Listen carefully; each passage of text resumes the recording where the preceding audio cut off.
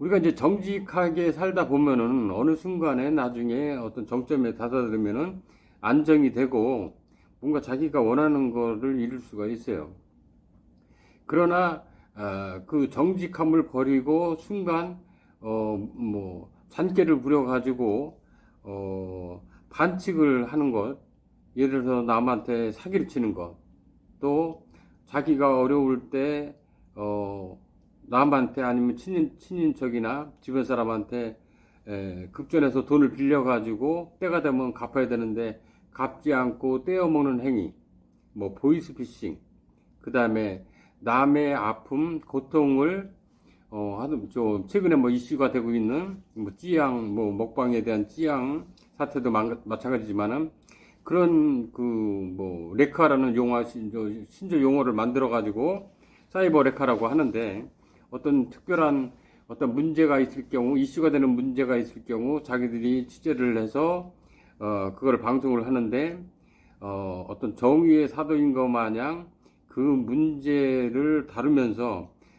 뒷적으로는 자기 이권을 챙기는 그런 어떤 모순된 행위를 하는 유튜버들이 있어요.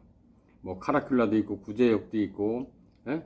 그 등장하는 여러 사람들이 있는 어떤 변호사도 있지만은 그거는 굉장히 자기 스스로를 비참하게 만들고 자기 자신을 속이고 그 부분을 그런 어떤 그 굉장히 난처한 상황에 처해진 사람들을 어떤 진심성을 가지고 도와주고 해결해 주려고 하는 게 아니라 그거를 이용을 해서 이권을 챙기려는 것밖에 안 돼요. 그래서 오히려 그런 사람들을 더 한 번 더 2차 가해를 해서 더 충격에 빠뜨리고 난항에 빠지게 해서 또 극단적인 선택을 하게끔 하는 방송은 굉장히 잘못된 방송이라고 보통적으로 상식적으로 일반인들도 일반 사람들 그렇게 얘기를 지금 하고 있어요. 저 역시 마찬가지지만은 남을 이용을 해서 자기 이권을 취하는 거는 올바르지 않은 거예요.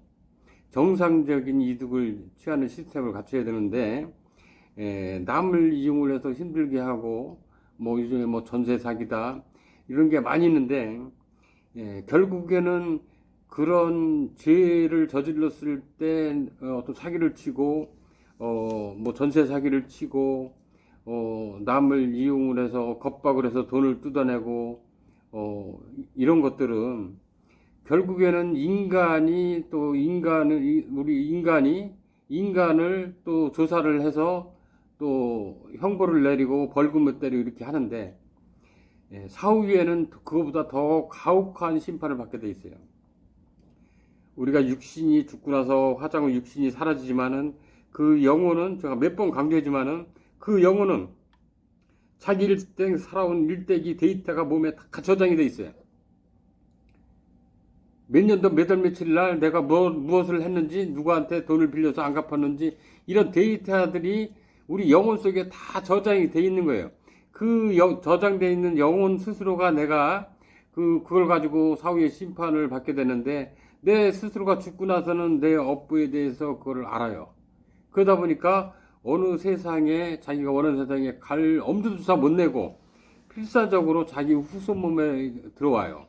결국에는 본인 당사자의 업보가 결국 살아있는 자식한테로 내려온다. 그럼 그 자식이 그 부모의 기운을 받고 자식이 온전하게 될까요? 그렇지 않아요. 자식이나 손자 때에 분명 어떤 파탄이 나요.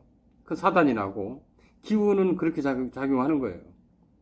그래서 그 후손이 부모가 어떤 어긋난 행동을 했을 때 후손이 그 업보를 받게 되는 원리는 그건 하나의 우주의 질서로 작용을 하는데 그 자식이나 손자 때에서는 그 부모나 조상같이 살면 안 된다. 그런 메시지를 주는 거예요. 그 누구는 금수저, 누구는 흙수저, 뭐 이렇게 얘기를 하는데 결국에는 부모들도 제대로 잘 해야 이 후손도 잘 되고 집안이 번성하고 후손도 잘 성장해 나가는 거예요.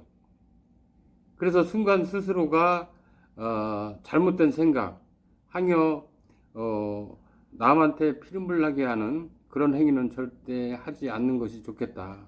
결국에는 남한테 당신이 뿌린 그 피눈물은 남한테 피눈물을 흘리게 한 거는 결국은 사후에는 당신의 피눈물이 될 것이다.